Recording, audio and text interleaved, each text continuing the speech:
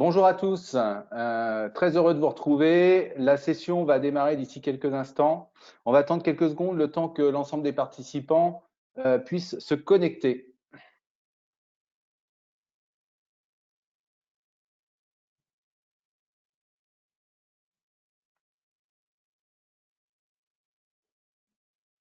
N'hésitez pas à nous informer via l'onglet chat si vous avez des problèmes, si vous ne nous entendez pas, etc.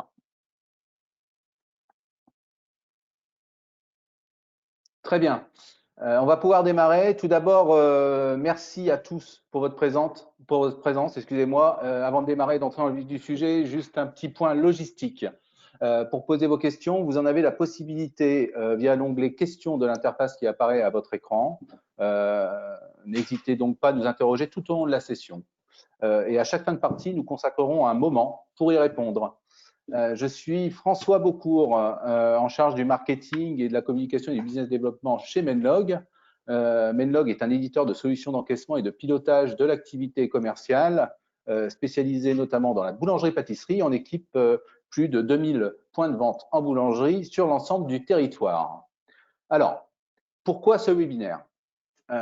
Pour certains d'entre vous qui étaient là en avril 2020, alors que la France était confinée et que nos boulangers pâtissiers étaient mobilisés pour continuer à nourrir la France, Nicolas Beckham et David Bonin, ici présents, nous ont fait part de leur quotidien, inquiétudes, actions et perspectives.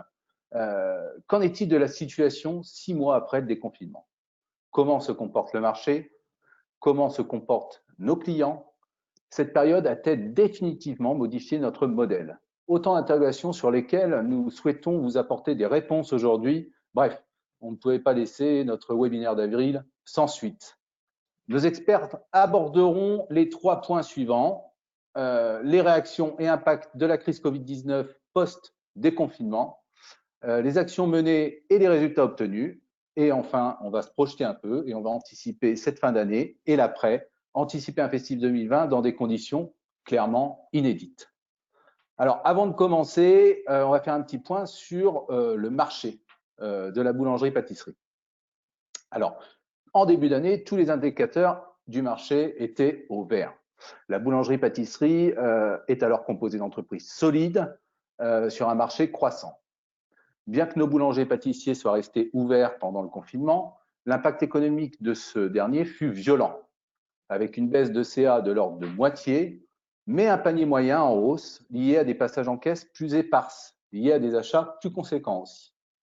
Puis vient le déconfinement, avec un rebond exponentiel des ventes, comme vous pouvez le voir sur le graphe qui apparaît à votre écran. Les achats de type plaisir, viennoiserie plus pâtisserie cumulée, sont le premier contributeur de croissance de cet après-déconfinement. Le snacking, lui, a repris très fortement immédiatement, mais il a bénéficié sur les premiers mois de la fermeture des restaurants qui, eux, continuaient à être fermés. Alors, ce qui est à noter aussi, c'est que la fréquentation a repris très fortement en boulangerie, et ce, tout en maintenant un trend de croissance soutenu du panier moyen. Donc, les gens continuent très certainement à se faire plaisir. C'est justement lié aux achats plaisir. Je vais maintenant laisser la parole aux intervenants pour se présenter à tour de rôle. On peut commencer par toi, Géraldine, si tu veux bien. Oui, merci. Bonjour à tous. Eh bien, je suis Géraldine Porcher. J'ai fondé il y a 5 ans un organisme de formation qui est spécialisé dans la boulangerie-pâtisserie. Alors, on intervient avec une équipe de formateurs, de 15 formateurs, dans les univers essentiellement du magasin et tout ce qui va toucher au développement des ventes, à l'augmentation du ticket moyen et à la dynamisation de votre point de vente. On intervient sur toute la France et je suis ravie d'être avec vous aujourd'hui pour vous apporter mon regard extérieur et puis le regard aussi de tous mes clients. Merci. Merci, Géraldine. David? Bonjour à tous et à toutes, bien entendu. Donc moi, je suis gérant d'une boulangerie sur le secteur de la Tranche-sur-Mer, donc Sud-Vendée, secteur hyper touristique. Nous avons un ensemble de 7 boulangeries pour rayonner vraiment sur le secteur assez restreint, donc à 10-15 km. Et on a donc une activité hyper saisonnière qui fait qu'on tourne à peu près à une vingtaine de personnes sur l'hiver. Et on arrive à un effectif gonflé jusqu'à 70 personnes l'été pour assurer toute l'activité touristique de la commune. La commune, c'est 3000 personnes l'hiver et ça monte à peu près à 120 000 personnes l'été. Donc, plus du tout la même activité, plus du tout le même métier. Voilà. Nicolas. Bon, bonjour à toutes et à tous. Moi, Nicolas Beckham, cofondateur des boulangeries Maison Beckham à Angers. Nous, on a 8 boulangeries et un laboratoire central de production avec un siège social avec des fonctions support à Angers et avec un développement de boulangerie sur Nantes et puis sur la partie régionale. Voilà. Donc, nous, c'est un développement de boulangerie artisanale. Voilà. Merci Nicolas. On va pouvoir passer à la première partie. Alors, qui sont les réactions et l'impact de la crise Covid-19 post-déconfinement. Première question, comment s'est comportée votre activité depuis le déconfinement? Avez-vous retrouvé le trend d'activité pré-Covid? On peut commencer par toi, David. Alors effectivement, sur la partie confinement pur, nous, on était descendu à 60% de baisse d'activité.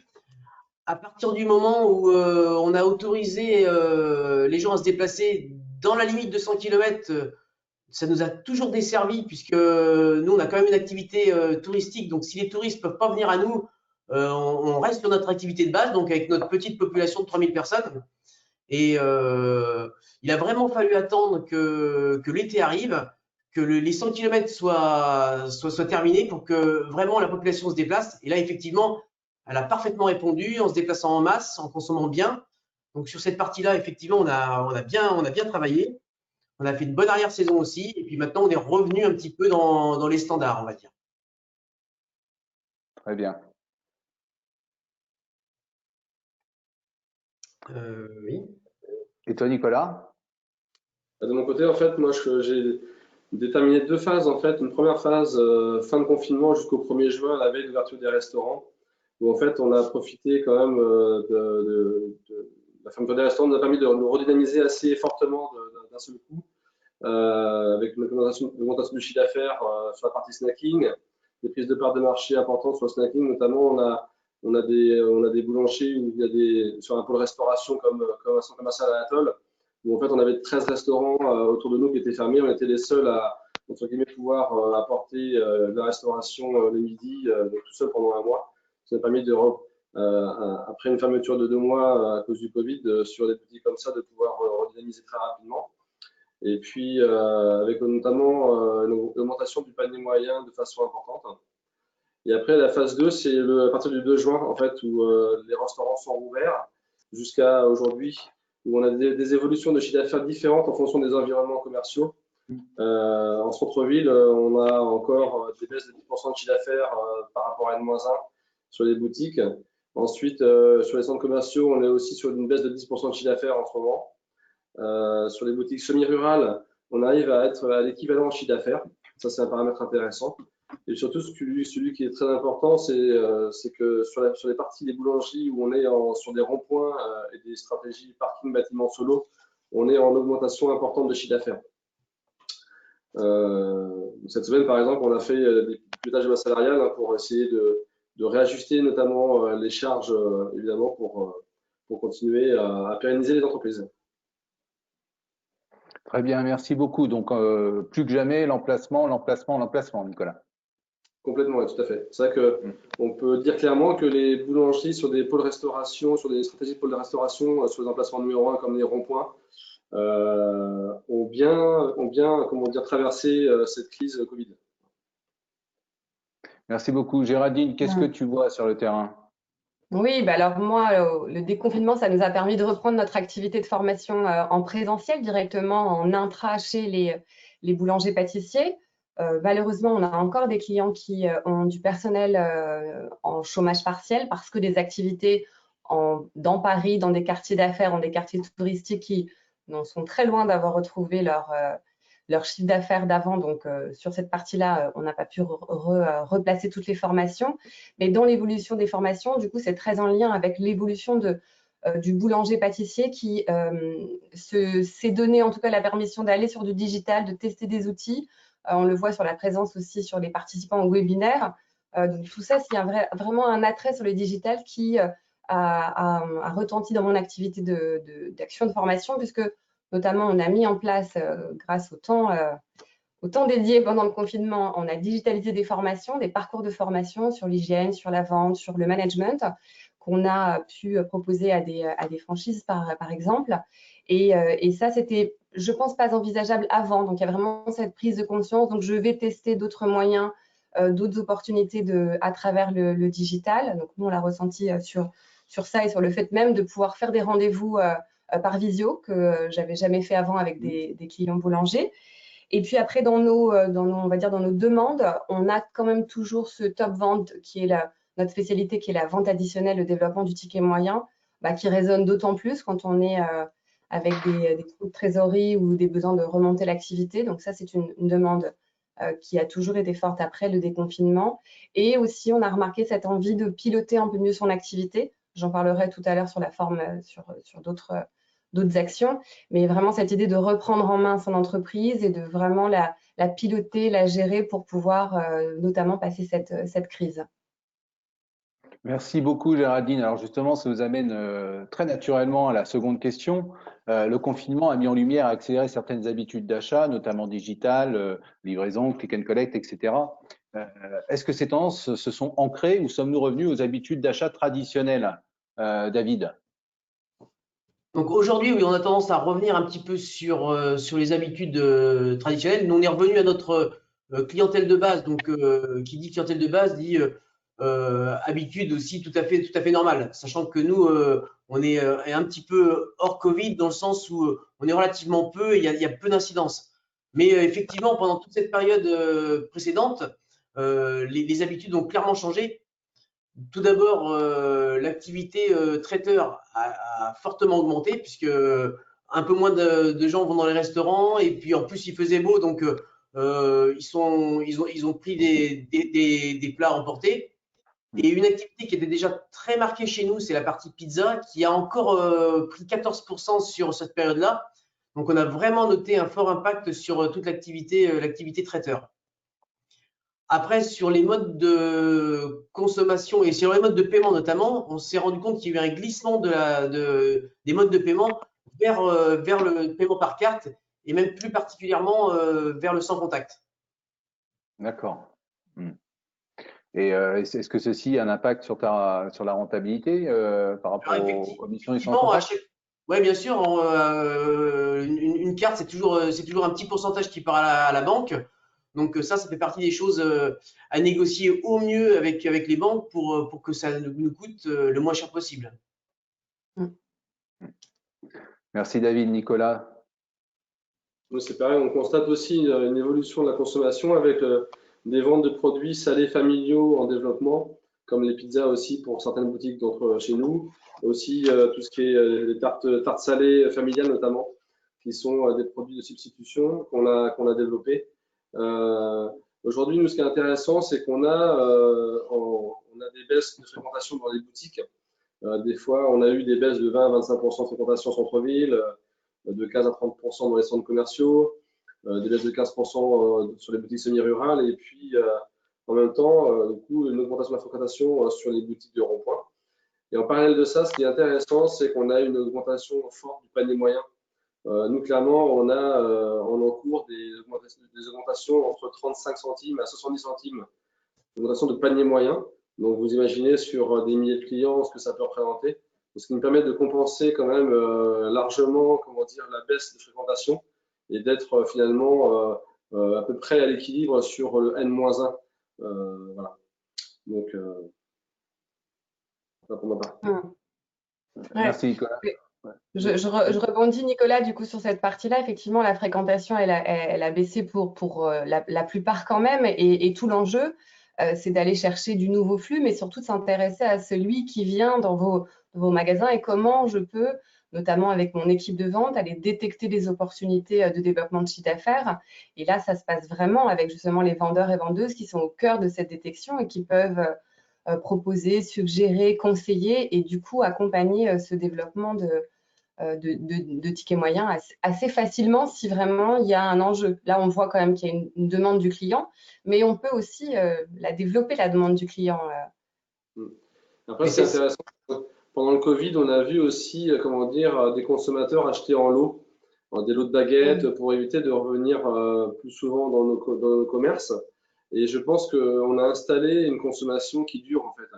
On a des consommateurs encore, voilà, on a un climat qui est anxiogène, encore hier soir avec les annonces de Macron. Ouais. On a encore des consommateurs qui voilà, qui ont peur. Il y a un manque de sérénité au global. Et du coup, la consommation en lot est en train de durer en fait. Donc ça, il ne faut pas le négliger. Surtout sur le pain, tu disais? Oui, le pain. D'accord. Après, par rapport justement à ce qui se passe dans la boutique, au cœur de votre activité, on a beaucoup parlé un petit peu de click and collect, de livraison, du digital justement comme un outil pour développer son chiffre d'affaires. Moi, ce que je mets en tout cas en avant chez nos clients, c'est vraiment cette idée de déjà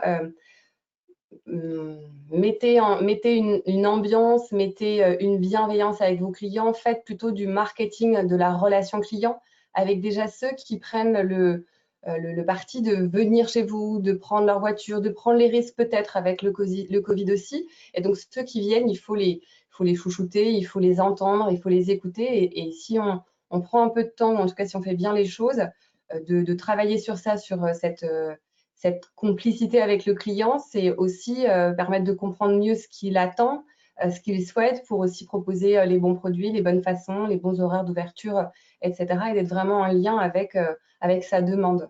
Et c'est vraiment ça qu'on essaie de mettre en place tout au long des formations, en ayant une partie d'observation avant même la formation pour essayer de comprendre qui est le client et quelles sont ses attentes. Et elles sont souvent différentes d'une boutique à l'autre en plus. Merci beaucoup. Faire naturellement, de toute façon, c'est qu'à partir du moment où les habitudes changent, nous, ce qu'on fait, c'est qu'on scrute à la loupe ce qui se passe dans les magasins. Donc, déjà, on le voit en étant dans les magasins. Ensuite, on a des outils d'analyse qui nous permettent de voir quelles sont les tendances sur certains produits. Et quand on voit qu'un produit ou une gamme de produits a tendance à vouloir marcher, eh ben, on la duplique et on essaie de l'améliorer, de proposer des variantes sur cette base-là pour justement compléter et étoffer l'offre sur la gamme de produits qui a tendance à vouloir se vendre plus que les autres. Bien sûr. Et puis du coup, dans ton linéaire, en termes de merch, tu vas lui donner plus de place parce qu'il y a un attrait. Ouais. Merci beaucoup. On abordera ces points en plus en détail dans la suite du webinaire. On a parlé des ventes, on a parlé des clients, on va parler de vos salariés. Vos équipes ont, elles aussi, été impactées par la nouvelle organisation dans vos boulangeries, imposée bien sûr par le Covid. Cette pandémie a-t-elle eu un impact positif ou négatif sur l'état d'esprit de vos collaborateurs à long terme et sur l'organisation au quotidien? On peut commencer par toi, Nicolas, si tu veux. Oui, nous, on constate clairement, la constatation, c'est qu'on demande des efforts supplémentaires à nos collaborateurs en ce moment, sur la productivité, sur la tenue des magasins, afin de compenser la perte de flux clients par le panier moyen notamment. Le panier moyen, ça ne se développe pas que par la vente, il faut aussi que les hommes produits soient en capacité de suivre aussi le gardien des magasins, clairement. Donc on a vraiment, il y a quand même on sent qu'il y a une tension. Nos collaborateurs sont comme les Français en ce moment, ils ont peur, ils sont anxiogènes. Et ce qui nous permet aussi d'avoir constaté aussi un écrémage des profils qui ne sont pas concernés par l'entreprise. Clairement, cette période Covid nous a mis en avant les collaborateurs qui mouillent le maillot, et puis aussi les collaborateurs aussi qui sont pas concernés par l'entreprise. Et nous, on a eu un écrémage naturel qui s'est installé, en fait, qui a été installé aussi par les équipes qui défendent le maillot. Nous, en plus, on est dans une stratégie de transparence dans l'entreprise. En fait, on a tous les lundis, nous, on fait un COMEX avec les fonctions support, pendant lequel on partage un temps statistique pour chaque boutique sur le chiffre d'affaires, sur les achats et la marge, sur la masse salariale, sur les pertes et les challenges. On a un vrai pilotage hebdomadaire très poussé qui nous permet dès tous les mardis matins, notamment notre responsable d'exploitation, de pouvoir déposer 3 pages de rapports, de chiffres et de commentaires qu'il partage avec le capitaine de la boutique. Et donc ensuite, le capitaine partage ça avec ses collaborateurs. Donc chez nous, quand ça va mal, tout le monde le sait en fait. Moi, j'ai à dire qu'il faut être dans une transparence et surtout, je pense en ce moment, on a des collaborateurs qui peuvent comprendre si on leur explique et si on leur fait voir les chiffres qu'il faut retrousser les manches. Si on est comment dire, dans un schéma où on ne parle pas avec les collaborateurs, où on cache les chiffres, où comment dire, on ne communique pas, en ce moment, c'est compliqué dans ce cadre-là, c'est compliqué d'aller demander aux gens de faire des efforts supplémentaires parce qu'ils ne comprennent pas. Donc, faut vraiment prendre le temps de faire des réunions en ce moment, communiquer, rassurer, afin de continuer malgré tout à être positif et puis rechercher des nouvelles énergies pour au global continuer à faire de la performance, hein, parce qu'on n'a pas le choix. On doit être en ce moment encore plus passionné et économiquement, hein, et pas que passionné. Donc, voilà. Merci beaucoup. David, tu rencontres les mêmes problématiques? Ouais, je suis un peu dans le même état d'esprit que Nicolas, dans le sens où effectivement, dire les choses sans les expliquer, ça sert à rien. Donc, avoir des vrais chiffres pour pouvoir commenter une réalité, c'est une bonne chose. Après, sur le terrain en soi, il y a quand même eu un problème, dans le sens où il a fallu qu'on réorganise les plannings de semaine en semaine en fonction des différents événements et puis pour pouvoir un petit peu coller à la réalité. Et c'est vrai que ce que moi j'ai constaté, c'est que notre réalité à nous de patrons, il n'est pas toujours en adéquation avec la vie personnelle de tout un chacun. Et c'est vrai que j'ai eu quelques petits problèmes avec oh merde, le téléphone qui s'est mis à sonner. Ça perd l'hypopète, ouais. Vas-y. Donc oui, quelques petits problèmes avec les plannings des mères au foyer enfin des mères qui ont les enfants à mettre à l'école, choses comme ça. Et j'ai pu déplorer pour comment dire, une démission par rapport à ça. Je l'ai un peu vécu comme un échec, dans le sens où ça m'a vraiment embêté de perdre quelqu'un parce que on a été obligé de trop chambouler les plannings. Mais globalement, ça a été plutôt bien perçu, hein, sur l'ensemble de l'équipe. Moi, je vous remercie d'être aussi transparent avec vos équipes parce que souvent, quand on intervient en mission chez des boulangers-pâtissiers, ce qui ressort vraiment de manière très régulière, c'est cette vision qui n'est pas partagée ou alors même qu'il n'y a pas de vision. Donc vous avez une vision, vous la partagez, vous l'animez, vous la faites vivre et c'est beaucoup plus simple, ou en tout cas, c'est vraiment une attente des collaborateurs, des salariés, de savoir où ils vont et surtout quel est l'état d'esprit de leur patron ou de leur patronne. Donc, je vous félicite pour ça. Et je trouve que cette situation, elle a vraiment mis en exergue aussi l'importance du collaboratif, de cette idée de on est tous dans le même bateau, on va dire, pour pouvoir avancer et surfer sur cet événement. Et j'ai une cliente, par exemple, qui m'expliquait qu'elle a eu le Covid, donc elle a dû s'arrêter pendant 15 jours où elle était vraiment mal et elle n'a rien pu faire pendant 15 jours. Et c'était la première fois qu'elle n'était pas dans son magasin puisque souvent elle prenait ses congés pendant une fermeture de la boulangerie. Donc là, c'est la première fois qu'elle n'était pas dans son magasin pendant 15 jours et elle a été ravie de voir qu'elle pouvait leur faire confiance, qu'ils étaient tous aussi intéressés à mener à bien cette situation. Et je pense que ça va lui servir pour pouvoir justement un peu plus déléguer ou en tout cas s'offrir un peu de temps personnel qui souvent est trop rare dans les plannings des chefs d'entreprise. Donc, c'était finalement pas une bonne chose, mais ça va lui servir dans son agenda futur. Donc, vraiment, moi, c'est ce que j'ai remarqué, cette idée de, tiens, là, je m'intéresse un peu plus à mon personnel, à justement, à ceux qui ont mouillé le maillot, comme tu disais, Nicolas, et que peut-être je les avais peut-être pas vus sous cet angle-là. Donc, ça a révélé aussi des talents, et ça, c'est plutôt chouette. Et puis, ça fait le tri, mais voilà, c'est comme dans la vie, hein. À un moment, il faut aussi faire le tri de ceux qui partagent notre vision. Merci beaucoup, Géraldine. On va pouvoir répondre aux questions des gens qui sont connectés.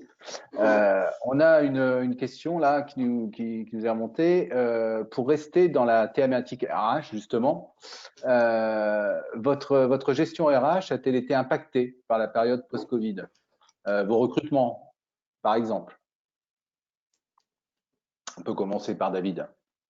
Alors effectivement, c'est un point très important pour nous, puisque le recrutement, ça représente plus que notre effectif, hein. On est 20 à l'année et on recrute encore 50 personnes derrière. Donc autant le recrutement est important que notre effectif de base est important aussi pour les englober, toutes ces personnes-là. Et il y a tout un travail en amont qui est fait depuis le début de l'année, donc on commence en janvier, pour commencer à prendre des premiers contacts, voir un petit peu ceux qui sont en saison d'hiver, pour commencer à hameçonner un petit peu partout, pour avoir nos équipes dès avril. Et effectivement, ce confinement et cette limite de 100 km nous a empêché vraiment de voir les gens, de les rencontrer, de faire les premiers essais, et puis de mettre en place notre saison après derrière.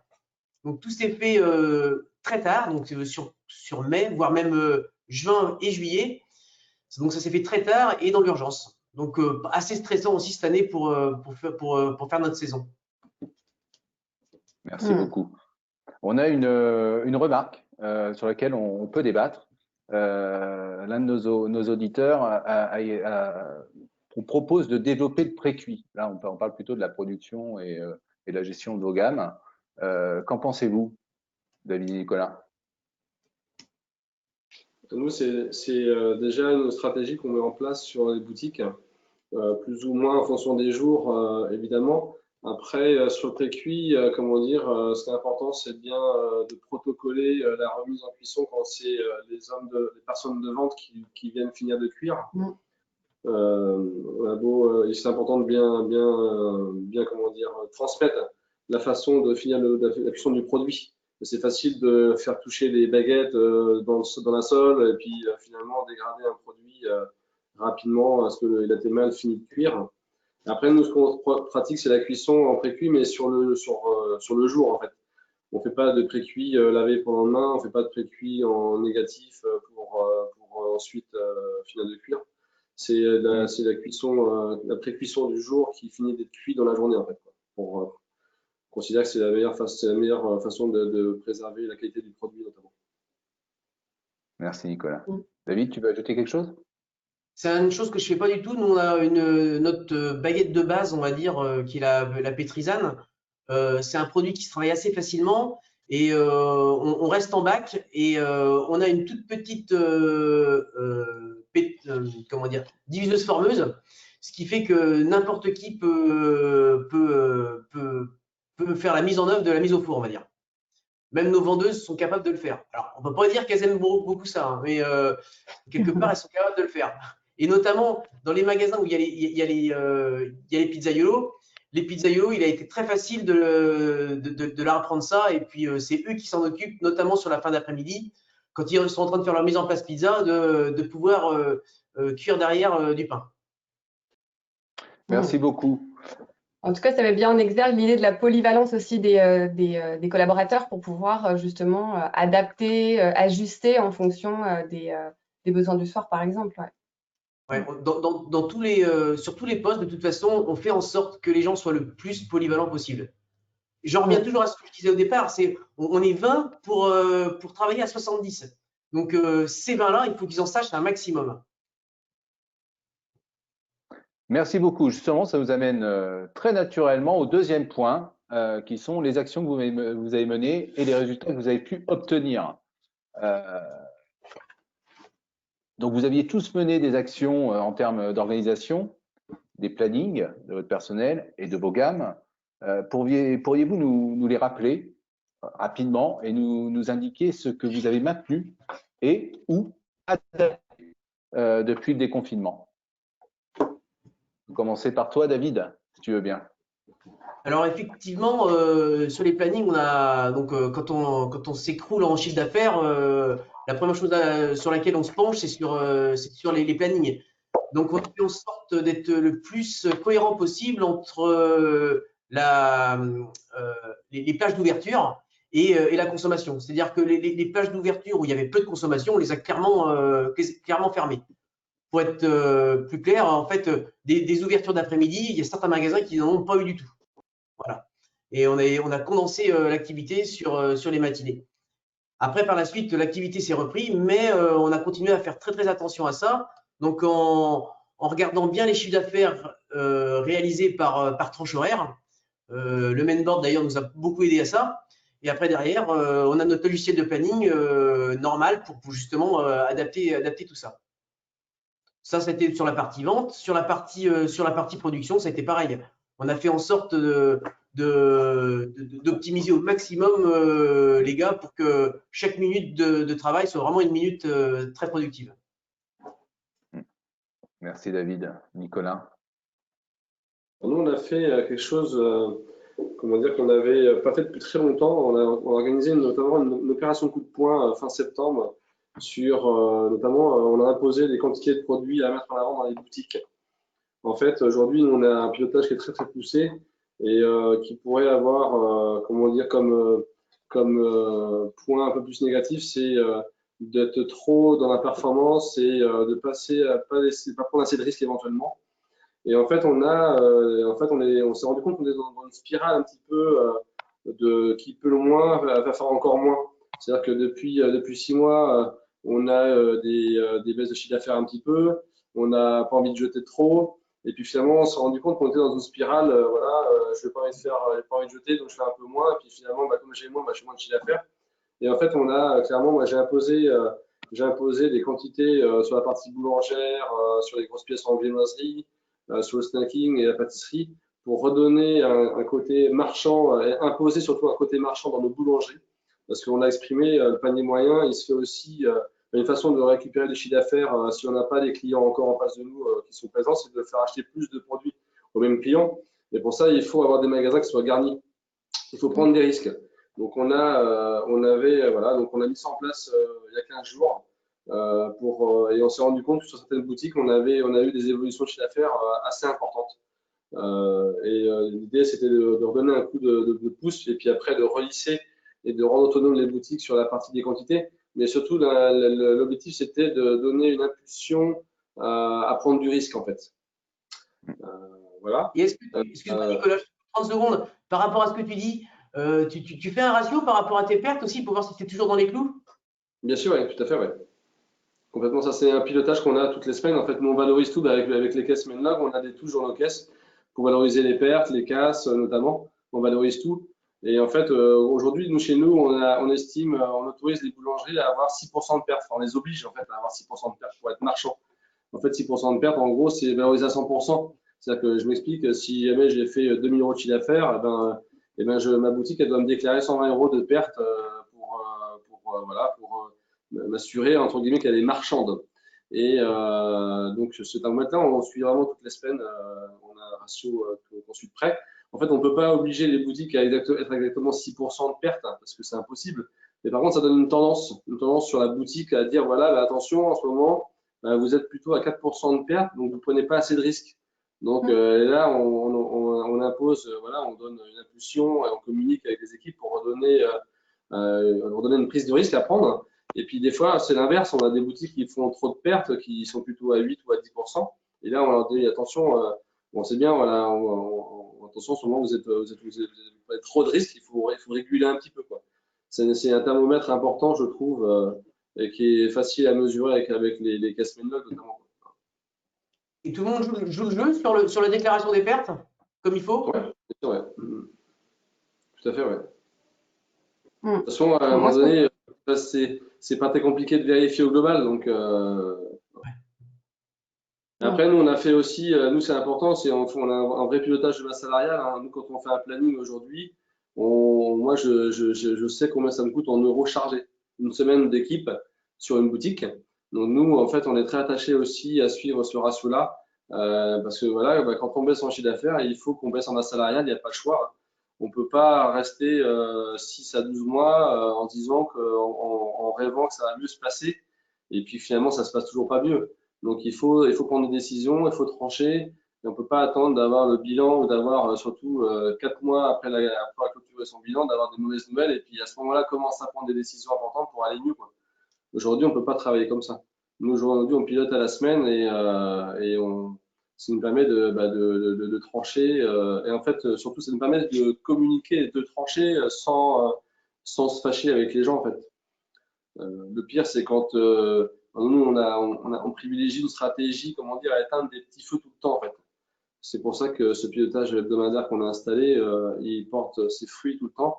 On se fâche rarement avec nos collaborateurs puisqu'on est toujours en train de s'obliger à communiquer sur les choses qui ne vont pas et qui vont bien, évidemment, parce qu'il y a quand même beaucoup de choses qui vont bien aussi.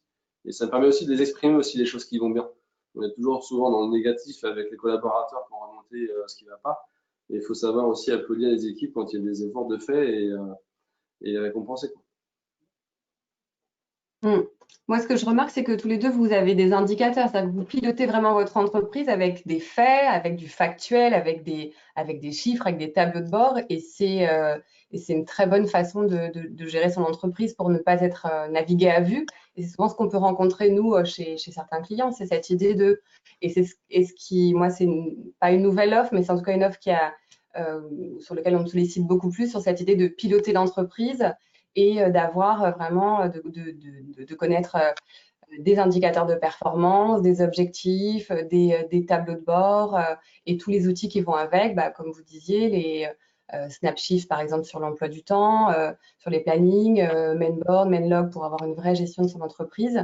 Et là, tout à l'heure même, j'ai même un ouvrier boulanger qui m'appelle en me disant « Je vais ouvrir une boulangerie dans 1 an et j'aimerais me former justement au pilotage ».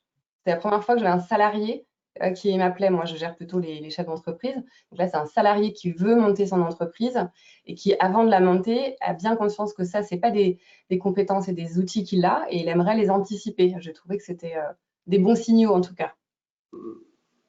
Mais nous, on va encore avoir pas mal de boulot là, en développement. Tout à fait, tout à fait. On en parlera à Arnaud, avec plaisir. On va passer à la deuxième question. Merci beaucoup pour votre transparence et votre retour d'expérience. Votre clientèle, on va revenir sur la clientèle, est-ce qu'elle a évolué? Est-ce que ce Covid a eu un impact sur votre fidélité notamment? Et quels seraient selon vous les leviers et outils dont vous auriez besoin justement pour gagner en pertinence sur votre communication? Je parle bien de la communication envers vos clients. On peut commencer par toi, Nicolas, si tu veux bien. Aujourd'hui, en fait, nous, on a, comment dire, évidemment, le Covid nous a permis, nous, de dépenser une énergie importante à digitaliser un petit peu notre offre, notamment pour essayer d'aller chercher à capter des clients avec des nouveaux canaux. On a une boutique en ligne maisonbeckham.com qui est aujourd'hui très, très affûtée avec le click and collect, la livraison de domicile notamment. On fait du Uber Eats, on travaille à la livraison de domicile avec des acteurs locaux. Voilà, on a investi, moi j'ai investi dans une équipe de marketing et de communication pour développer ces nouveaux canaux de chiffre d'affaires à aller chercher. Bon, aujourd'hui, on voit bien qu'il faut aller chercher des nouveaux consommateurs qui peuvent être étudiants, qui peuvent être des cadres, qui peuvent être tout type de consommateurs potentiels. Et aujourd'hui, on a besoin d'aller chercher voilà, une façon nouvelle d'aller chercher ces consommateurs notamment. Merci. David?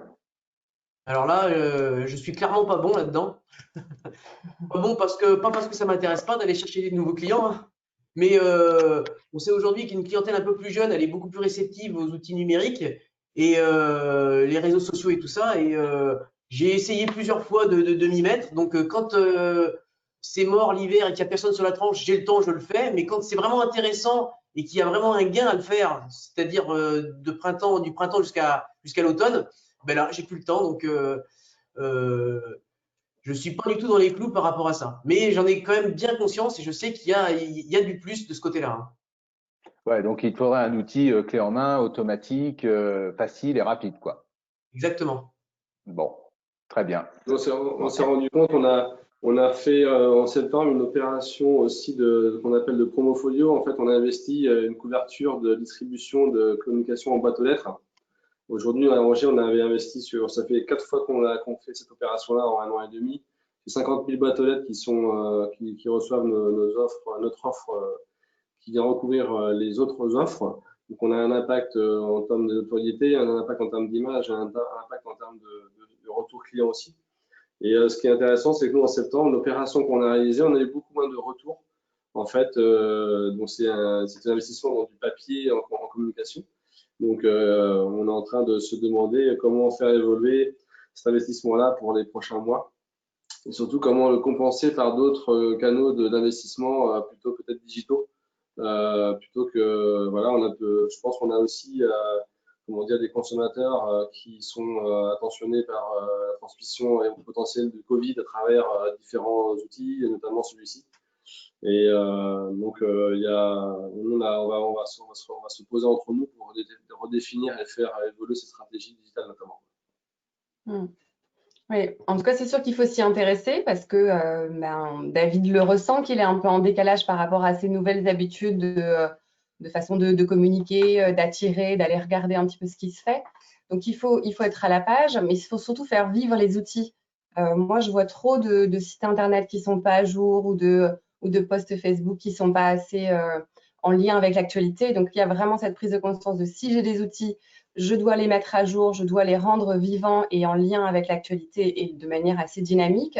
Et puis surtout, il ne faut pas oublier le client qui rentre, qui lui n'a peut-être pas vu votre post Facebook, mais qui a envie aussi de connaître, je ne sais pas, la façon de tourer un croissant que vous avez mis en vidéo sur Facebook, ou qui a envie de connaître les matières premières que vous mettez à l'intérieur. Donc, il y a aussi des enjeux de communication sur le point de vente qu'il ne faut pas négliger. Et surtout créer de l'harmonie entre là où on a un peu dragué, où on a mis de la séduction pour le consommateur, et qu'est-ce qu'il va y trouver en vrai dans les boutiques. Je pense peut-être, je ne sais pas, à une spécialité qu'on mettra en avant sur un post Facebook ou Instagram, avec plein de détails, etc. Et puis celui qui va en magasin et qui demande c'est quoi ce produit-là, on lui dit juste c'est un gâteau au chocolat. Et en fait, c'est dommage parce que cette personne-là est devant le produit et c'est là qu'on aurait pu lui raconter la spécialité, comment elle a été créée, les belles matières premières qu'on a à l'intérieur, etc. Donc, vraiment, il faut de l'harmonie entre les deux.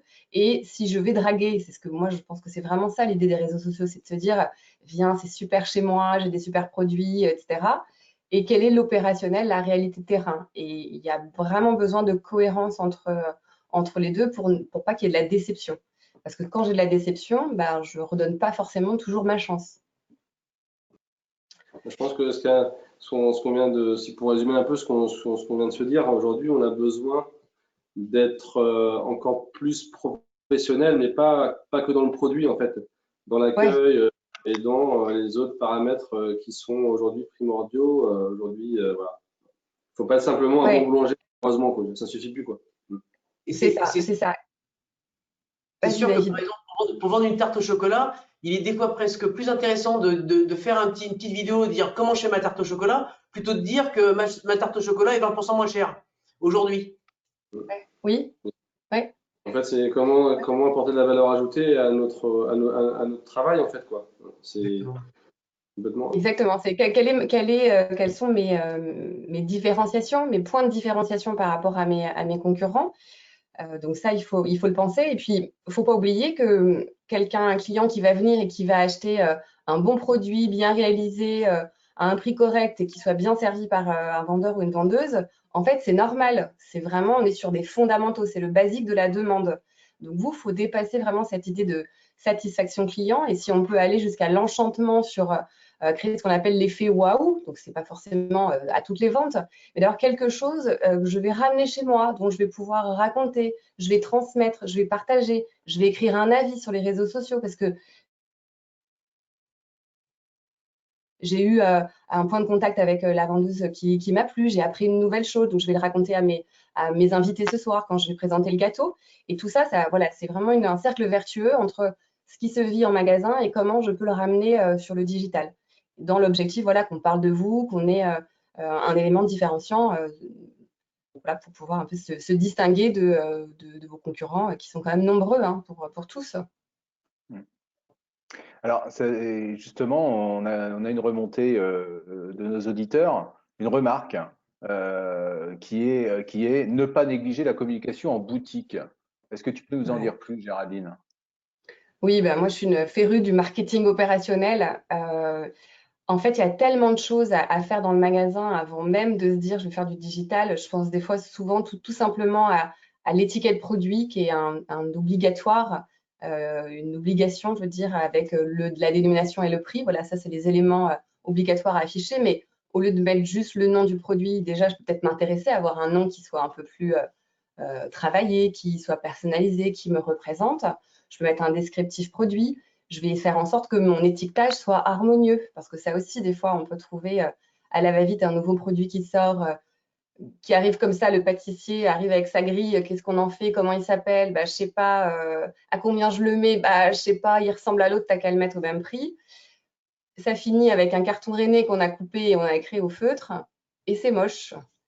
Alors que votre gâteau, il est peut-être super. Donc l'idée, c'est vraiment d'avoir de l'harmonie, de créer des supports qui sont en adéquation avec votre image de marque, et puis après, à l'intérieur, d'avoir des choses qui vont sortir un peu de l'ordinaire, ou alors je vais parler justement d'une matière première, d'un process, je vais mettre du levain dans un bocal et tout le monde va me dire c'est quoi ce truc, et j'aurai hop, juste quelque chose à raconter de plus.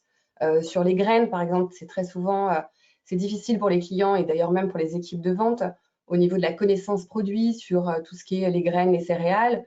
Pourquoi pas avoir quelquefois des petits bocaux pour montrer les différences, avoir une tablette avec un petit film qui passe si on n'a pas d'écran, profiter aussi de vos fournisseurs de matières premières qui peuvent vous accompagner dans les supports de communication ou les faire à votre image en personnalisé, c'est encore mieux. Mais en tout cas, il faut s'intéresser à ce qui se passe dans la boutique et ce que voit le client. Et souvent, comme on est dedans et que du coup, on est derrière et qu'on n'a pas cette vision et ce regard client, moi, c'est ce que je remarque quand on va en mission. Je peux des fois noter que pendant 5 heures, personne n'est venu avec le regard client. Personne n'est sorti de sa ligne de vente.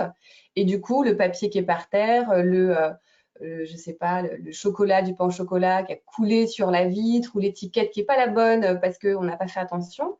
Tout ça, si j'ai pas ce regard client, je le vois pas. Et pourtant, le client, il le voit et c'est important. Il faut qu'il y ait de l'harmonie pour pas qu'il s'arrête sur un détail qui va vous défavoriser, en fait. Merci beaucoup, Je ne sais pas Géraldine. si j'ai répondu à la question de la personne. Je pense. On va passer maintenant à la troisième partie. Où on va se projeter un peu. On va anticiper le festif 2020, qui est souvent une période extrêmement importante pour beaucoup de boulangers-pâtissiers, et même au-delà. Première question. La réussite du festif est souvent primordiale sur le business model des boulangers-pâtissiers, notamment les urbains. Comment appréhendez-vous cette période? Sur quelle base allez-vous anticiper vos recettes et vos achats dans la période de Covid qu'on connaît actuellement? Et allez-vous faire évoluer vos méthodes de vente, par exemple les digitaliser? Donc, j'aimerais que vous me donniez votre vision à court terme pour cette fin d'année de votre organisation. On peut commencer par toi, David, si tu veux bien. Alors, toujours pareil, je redis la même chose, je suis un saisonnier, donc moi, 80% de mon chiffre d'affaires, il est fait d'avril à septembre. Le mois de décembre, qui est pour les urbains un très gros mois, ne représente que 4% de mon chiffre d'affaires. Donc, il y a peu d'incidence sur la réussite de mon année sur Noël. Mais il n'empêche que ça reste une période qui est très festive, très agréable pour nous et nos clients à l'année. Et c'est le moment que nous, on a pour justement les choyer un petit peu plus, vraiment s'occuper d'eux et leur procurer le maximum de plaisir. Donc, on ne délaisse pas cette période, loin de là.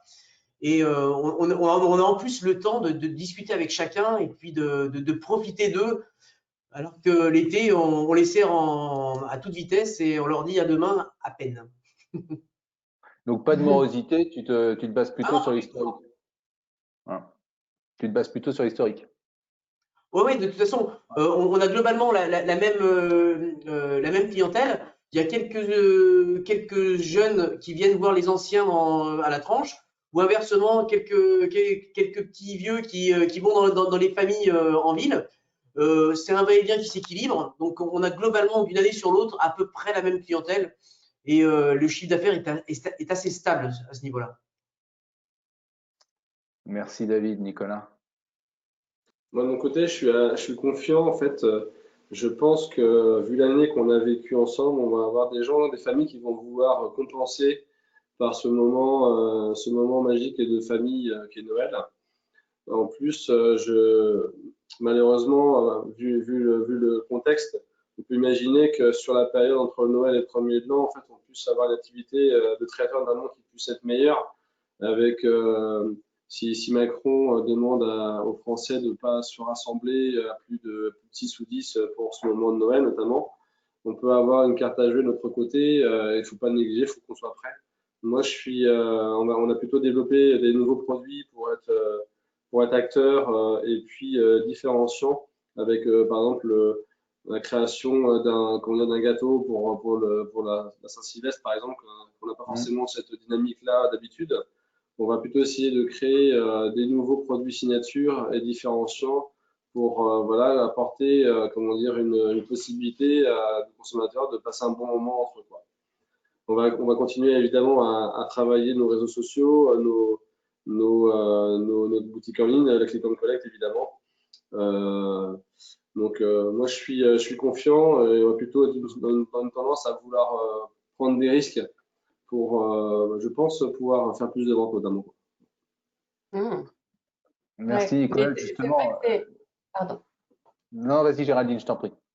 Non, je voulais rebondir sur le fait qu'effectivement, c'est quand même un moment qui est attendu des Français. C'est un moment qui est fêté, qui est rassembleur. Donc, je pense que les Français vont attendre ça et vont vouloir aussi retrouver dans vos boutiques voilà, cette joie de vivre, cette magie de Noël à travers des décorations, à travers peut-être la tenue des vendeurs et des vendeuses sur la semaine proche de Noël, etc.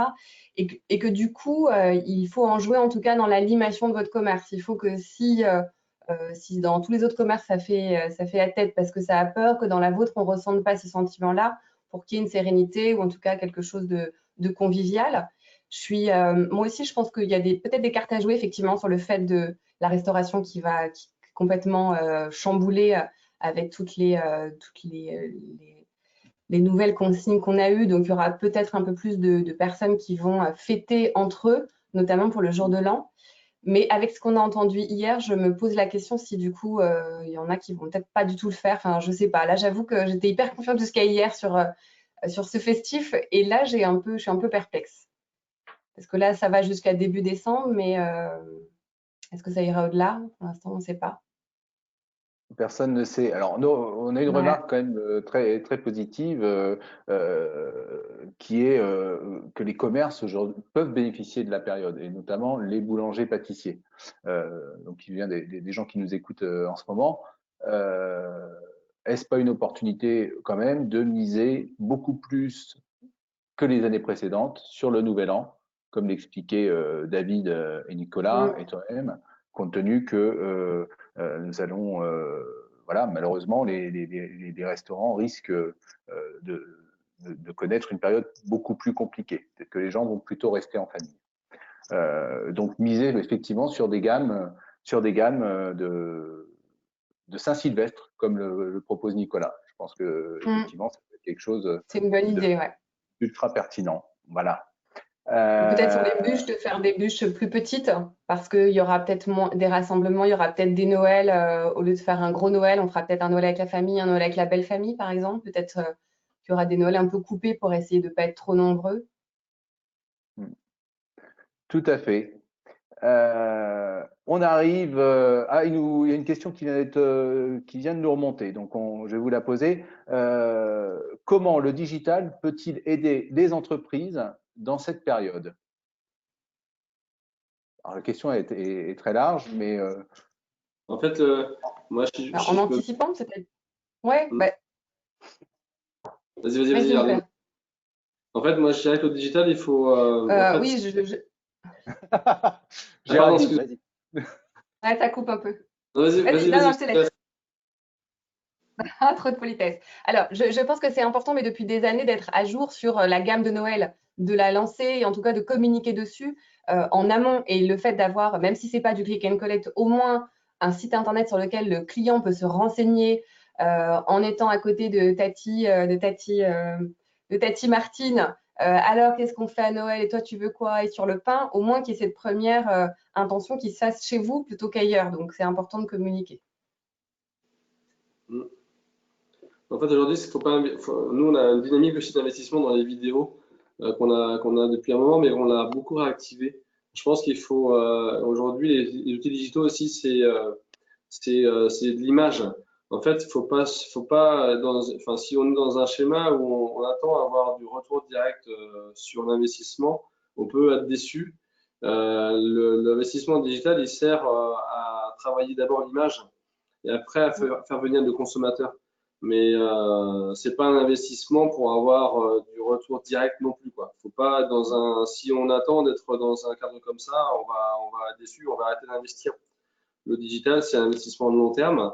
Il faut semer, il faut travailler l'image et la valeur ajoutée. Et surtout, il faut chercher à créer des produits signature pour pouvoir les vendre avec des marges meilleures, les vendre plus cher. Quand on peut pas vendre un croissant 3 euros aujourd'hui, même s'il est avec le meilleur beurre du monde, surtout le meilleur beurre français évidemment, la meilleure farine, le consommateur il sera pas capable d'accepter d'acheter un croissant à 3 euros.